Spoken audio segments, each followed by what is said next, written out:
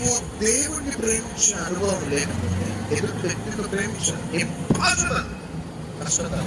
నువ్వు ఎంత యేసయ్యను ప్రేమిస్తే అంత ఎదుటి వ్యక్తిని ప్రేమిస్తావు. నువ్వు ఎంత యేసయ్యను ప్రేమిస్తే అంత ఎదుటి వ్యక్తిని క్షమిస్తావు. ఎంత యేసయ్యను ప్రేమిస్తే అంత ఎదుటి వ్యక్తిని భరిస్తావు.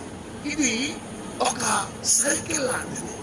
నువ్వు యేసయ్యని ప్రేమించకపోతే, ఆయన సన్నిధిని ప్రేమించకపోతే, ఇట్ ఈస్ ఇంపాసిబుల్ ఇంకొక వ్యక్తిని ప్రేమించాలి.